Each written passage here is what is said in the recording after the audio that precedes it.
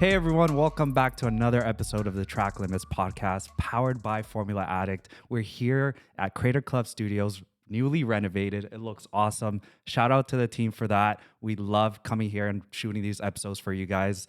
Australian GP just concluded.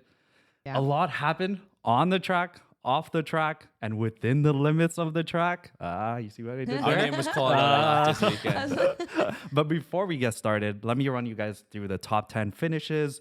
At 10th place, we got Gasly, 9, Stroll, 8, Hamilton, 7, Russell, 6, Carlos. In 5th, Alonso, Norris finished in 4th. And podium finishers, we got Checo from P15 to P3. This is what we would like to see from him. And Charles, like you called it last time, he is back on. And P1, of course, our boy, Max Verstappen. Yeah. Let's go. Another dominant win. So what do we think? This is a two-parter question. I'm going to break it off. There was a sprint weekend. The new format has been placed. Do we think the race was fun? What about the sprint race? Oh, Feven, go on. I loved it. I loved the sprint race. I think it was probably one of the most entertaining parts of the weekend. I actually liked both the main race, but the sprint race, I was on the edge of my seat. There was strategy at play. There was pit stops. There was a lot of overtaking, and obviously you said low fuel load, but the gap was under 4 seconds from P1 to P20. I mean, it was just pure racing, and I loved it. Nice. What about the race?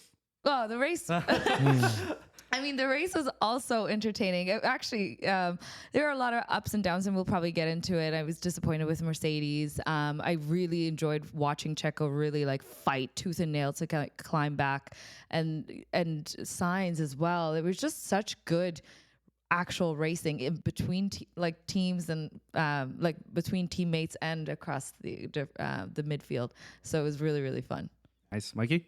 Yeah, sprint race was good. To comment on Feven's point, I think I do remember, even Nick de Vries was in P20. Yeah. And it was less than a second from the first grid. Now, that's also the Austria track. The sprint start was very good. Checo got a blistering start, slightly pushed Max off. So there's a little hustle bustle there. Elbows. And then just the race today was like Sainz. I think he had a phenomenal performance. He got screwed over by the team by not giving the orders to pass Leclerc because he lost a second or two there. And then in the pit stop, he had to physically slow down because they were double stacking. Yeah. And they were not great pit stops either. So It wasn't too bad. Or actually, no, you were right. I remember screaming at TV one stage. They messed up his front left a few times. Yeah. I mean, this is also sad because it was a virtual safety car. Yeah. He was already on the exit. Yeah. We knew that it wasn't going to last long. Mm-hmm. For them to double pit at such a time like that was crucial. And for someone who had the pace, it would have made sense to keep Carlos there and then have Charles come in for the pit and see it. But it was a poor decision that they made. I wrote in my phone, I said Ferrari heartache. I just thought it was going to be another weekend where my heart was going to break for both the drivers. And I think they pulled it out at the end, but it was I just had a sigh of, oh, not again. Yeah.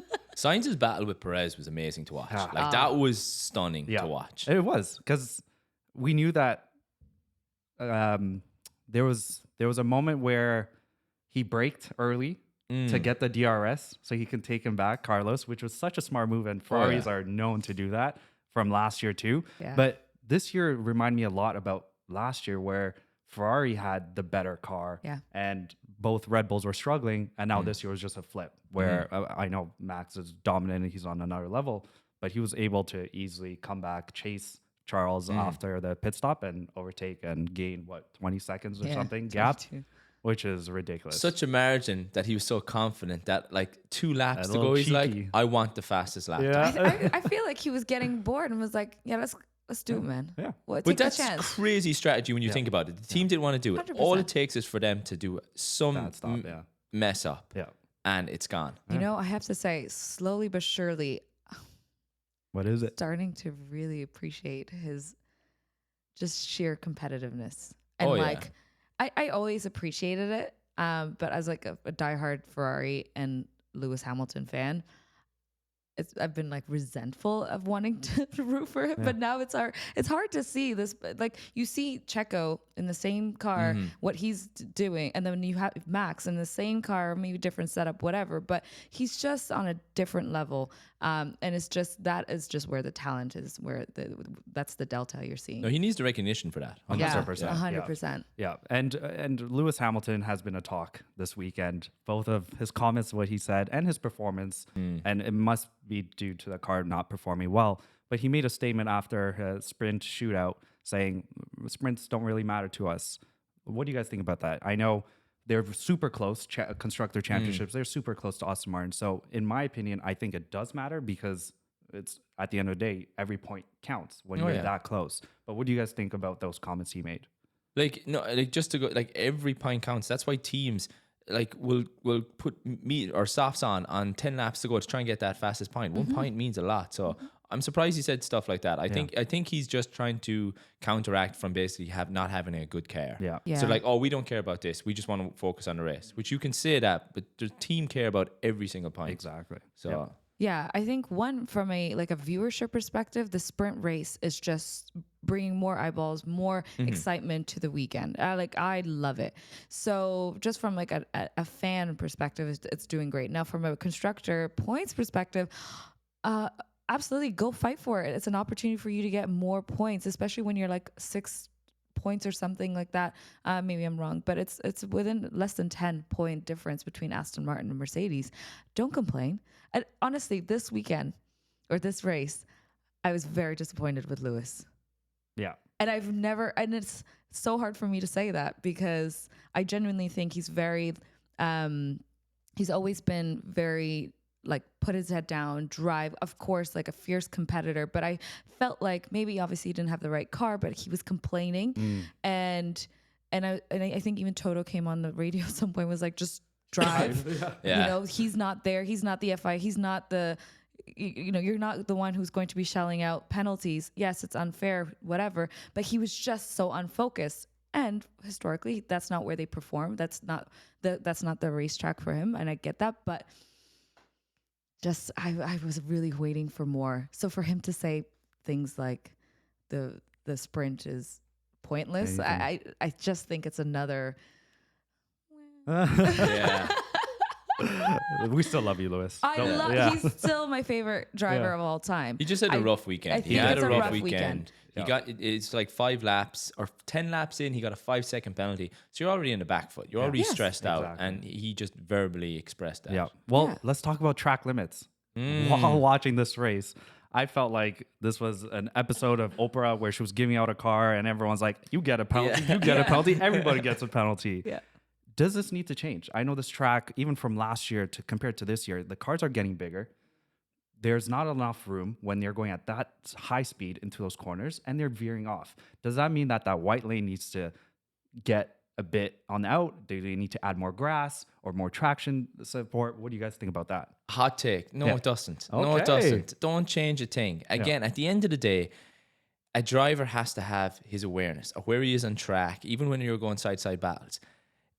Someone commented, I think it was at Lewis today, again, where his engineer was like, you're going over track limits in turn 10. Lewis was saying, I can't turn the car. Well, even one of the commentators commented in, well, then slow down. Yeah. So, I understand the cars are bigger, you're lower down in the cockpit, you have a halo in front of you. But again, if you're going to widen that track limits, then turn in a little bit earlier. You got to slow down a little bit. That's what makes it better, because like you had Leclerc in qualifying blitzing through that final sector. Oh, yeah. Max was cruising there. Max had made up the time earlier, so he was safe there. Perez, he was struggling. He went over. So I kind of, it makes it so much more exciting. Yeah. I actually loved it. I loved it. Oh, it was amazing. good. Yeah. Yeah, I think it added another element of just chaos in a way. Like from a viewership perspective, earlier in the season, there were some races that just didn't have a lot of action. So this actually made it more exciting in a way. And yeah, as you said, like it's on the driver, it's responsible, it's on them to really manage where and how they brake so that they don't veer off the track. And if they do, it's part of You're it. gonna get it.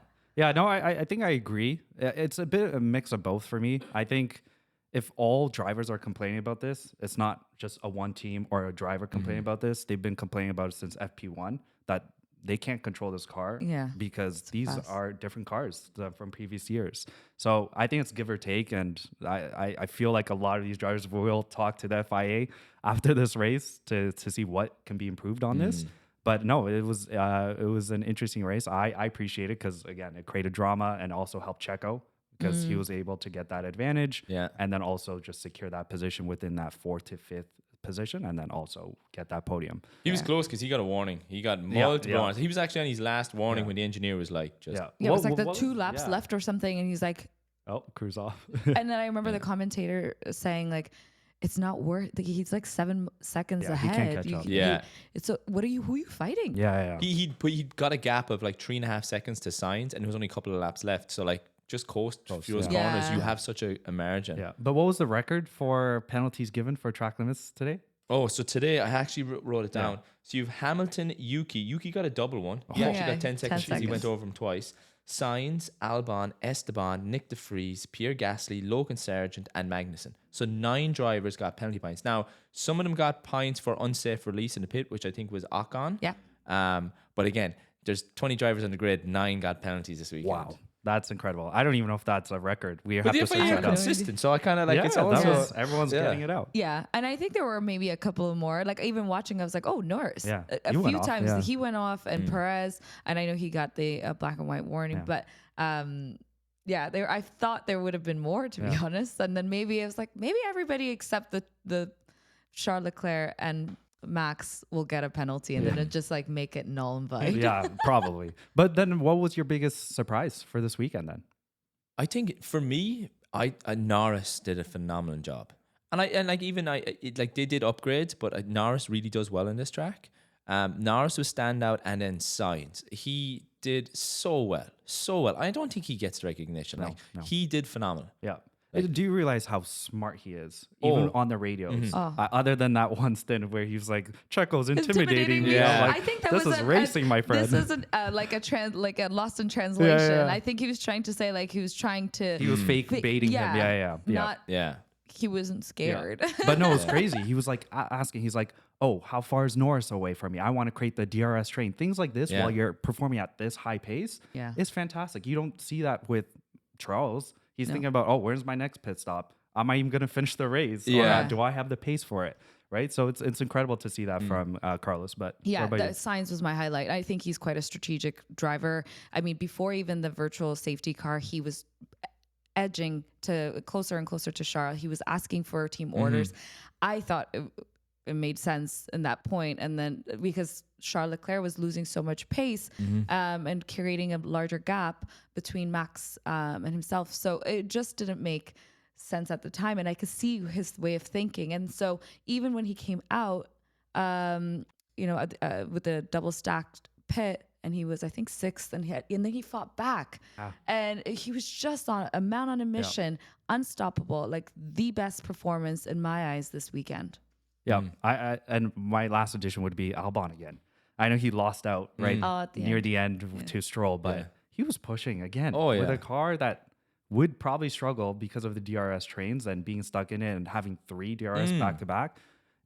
There's no way he should have been there, and he did it again. He's outperforming his teammate. Piastri was something we're going to talk about on the next thing. What happened? What was your biggest letdown there? Hang on, Piastri didn't have the upgrades. He didn't have Norris. only Norris, and Norris performs well in that track. So it's kind of it goes hand in hand. It's not just the upgrade; it's also Norris's turn in and everything. Yeah, he knows that track really well. Yeah. So what was your biggest letdown? That wasn't the I was really disappointed for Hulkenberg DNFing. I mean, power unit issue, and that's unfortunate. I mean, it's not like anything of his fault, but. He did have such a great weekend, both in qualifying. Sprint race was okay, but yeah, I was bummed for him. And as I mentioned earlier, the whole Mercedes team this weekend is just, let's pack it up. Let's not talk about it. Forget about it. As a fan, I mean, they got a few points, but that was not it. Yeah. What about you? For disappointment? Yeah. I want to say I was very disappointed with Yuki, and it's not his fault, but in Canada, first lap, he gets clipped or he puts himself in a bad position. He busted his wing. He had to go in again. Yeah, just a Haas bottom, Alpha Tauri and Alfa Romeo. Like, what's going on with Bottas and Joe? Like, it's No idea. That car is just yeah. So like again, I know they're they're at the bottom. But yeah, I was just a bit disappointed with those teams. Yeah, no, I agree, and I think the last one would be Aston Martin. Alonso came out and said, "Oh, we're going on podium, and we're going to go for the win after Canadian GP." And then where were they? The Yeah, whole they were weekend, very they were quiet. just consistent in the P6 to P10 area. Yeah, I forgot that. Yeah. It's like they went back to where they belonged. Yeah. Oh, Okay, They, I'm kidding. No, you know no. what? We were so used to Yeah. seeing Yeah. them last year at not obviously Yeah. they're doing so amazing this year, but it is a disappointment not to see them even close to they were what like bottom Right now, where they 10? finished? Like Stroll in 10 and Still points. Still points, Yeah, yeah. 6. 6 and 10. Okay, still They'll decent. probably be waiting for Silverstone because that track might suit them a bit better. Yeah. Because I know Mercedes are bringing a big upgrade yeah. package, Oh, yeah. so it could be a very exciting race next week. Well, yeah. So now let's move away from the race. There's a lot of rumors happening right now. Nick DeVries, Checo, they've been the hot topic of this weekend. Do we anticipate that at the end of the season or even mid-season, Nick DeVries will be removed and replaced by Liam or someone else? And would Checo be replaced at the end of the season? Is that something that's going to happen, Feven? Oh, I don't know. Nick, I could see that being more probable, like sooner rather than later. I just think he's there was such a high expectation of him coming in, so much pressure, and I do think he's crumbling a little bit. So yeah, I think him. Checo, I mean, is there a reason to do it halfway through the season? I don't know. Maybe the constructors, they're kind of walking away with it. I feel like it would be bad for morale team-wise and everything to just do it mid-season. But I could definitely see conversations being heated at the end of the season. Daniel Ricciardo? Could you imagine? I can't see Danny Ricks coming back to Red Bull. Yeah. I could see him in AlphaTauri. Mm-hmm. That's interesting. Yeah. Mikey? Like, Red Bull have the constructors. Let's just say that the progression they're going at. Checo does amazing in races. His qualifying is detrimental to Red Bull. 4 in a row. Yeah, like Where he's kicked Hulkenberg has out-qualified Yep. in a Haas the last 4 races. That's wild. I know. But the only thing for Red Bull is if they're already thinking about changing Checo or not renewing his contract, then the mid-season break is a perfect opportunity to get that driver and put him in because he would have less pressure. He can get up to speed of the car at a faster rate because they'd already have the constructors. Max would already have the driver's title. For Nick, the fact that I'm going to butcher the pronunciation of this, Helmut Marko came out and said that him and Christian rarely disagree, but he was like, Christian was right when they picked Nick DeVries. That is brutal to publicly announce that. Yeah. So I think Nick is like, I think he's feeling a lot of pressure. I think so. And it's not a great car, but his teammates out qualify him and out performing. So I think he's in a tough position. I don't know who they'd get to swap in for the Alpha. Yeah, it would probably be Liam Lawson. Liam. Yeah. They wouldn't put Danny someone Rick in from there? F2. I don't know. Sorry? I think they're priming him for that Red Bull seat. Who? You think? Yeah, but not immediately. I think Checo is going to be in this seat until his contract ends at the end of 2024, I believe. Is that at the end of this year? No, this is 2023, right? Yeah. So So he's one more another year. season, one Okay, full okay. season. So I think they're going to keep him because he's still second in Mm-hmm. the drivers. Constructors, they're almost double It's the wild. second place, for the which title? is like that's actually ridiculous. So as long as he gets some consistent points and Max is still getting their wins, I don't think they're going to complain about that. I think they are asking him to perform better in qualifying, so they don't have to risk him DNFing trying to go up this grid because there's a lot of chances even today where he could have made contact and ended his race. Danny Rick is an interesting one. He has a test coming out in Silverstone. He's doing a tire test, so we'll see his performance there. They are impressed with his sim, so there is an opportunity for him to come. I think Nick DeVries is on the hot seat for sure. I think they might just keep him for this season and just give him that chance, but he's easily replaceable at this point. Yeah. And Swish, who couldn't be here with us, has his own opinion on this. So Swish, What do you think about these hot rumors that are happening with Checo and Nick DeVries? Is Danny Rick coming back, or are we going to see an F2 driver move up the ramps? Hey guys, hope you're doing well. Really sad I'm not in Toronto with you guys. What a race today. I think when it comes to the question of whether Checo or whether Nick DeVries is going to be replaced, I do think that Checo will likely not be replaced. You heard Christian Horner on the Saturday afternoon mention in an interview that the entire team is behind Checo. Now, they have mentioned that before for Daniel Ricciardo in the past, and obviously that didn't happen. But I do think that it makes sense for Red Bull to just let Checo's contract run through till the very end and then make a decision for that Red Bull senior seat. In terms of Nick DeVries, I think he's gone. I don't think you're going to see Nick DeVries next year. You might see Liam Lawson come into that seat. You might even see Daniel Ricciardo come back into that seat. But I don't think that anyone should be betting on Nick DeVries to be in the 2024 lineup. Thank you so much, Swish, for giving us your answer. I think most of us agree with you on this. Now let's move on to something that was super sad, something that happened over this weekend in Spa. We lost another awesome driver, Delano Hoff, in the regional European Championships. There's been a lot of talks. First of all, rest in peace, and all our condolences goes out to the family and families and friends and everyone that was involved in his life. But there's been a lot of talk with drivers saying Spa needs to change, or whether the FIA should not allow that race to happen in that condition where it was heavy rain, no visibility. Where's this consistency? Do we need to change that circuit just on the track itself, or does the FIA need to set up better standards that we would be able to get in F1 but don't happen in those regional championships? What do you think, Mikey? I think it's a tough one around the weather, because I know even one of the current drivers, Max, came out and said if you look at the similar conditions, they didn't do it. They red flagged in F1, but they didn't in this. Exactly. The problem as well is in that particular corner, there's been a lot of accidents there. And the problem is you're probably flat out in 7th or 8th gear, foot to the floor. When you come over that crest, you're blind as you're coming up that hill.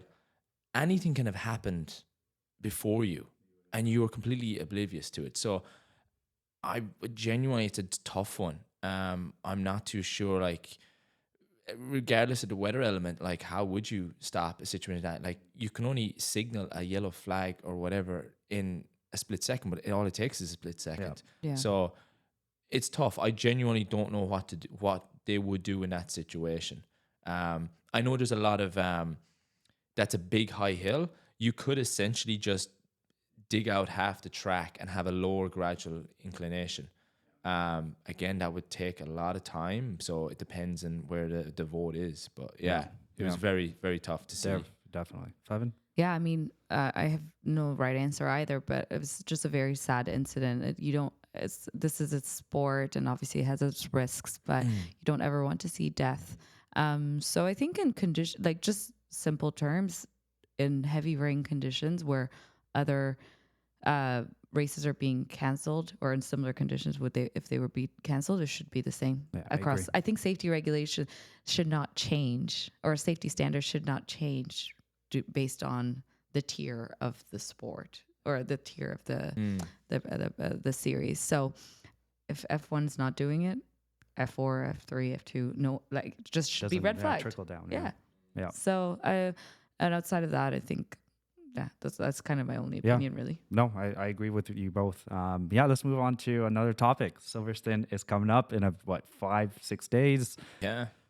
Do we anticipate Mercedes getting their first win? Aston Martin coming back to be better? What are we thinking here, Feven? Last week I made this bold statement, Charles Leclerc.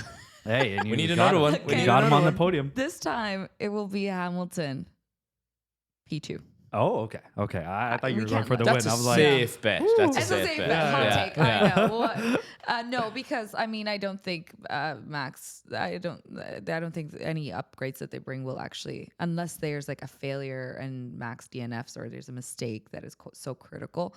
I think even with a failure, Max will still push that car over the line. He'll figure out somehow. Yeah. He'll figure out somehow. That's where we are at this point. Mikey?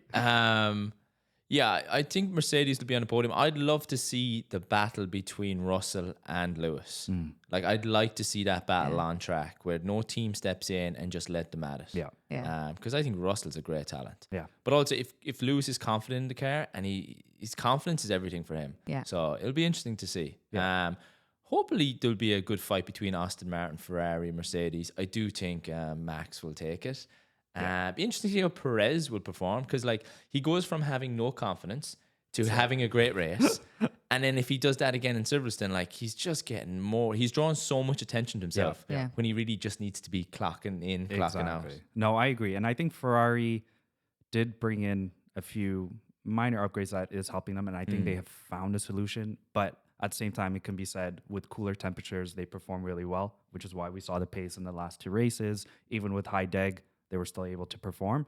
Silverstone is also potentially going to be another cold race, or it's going to be a cooler track. So Ferrari should have that pace again.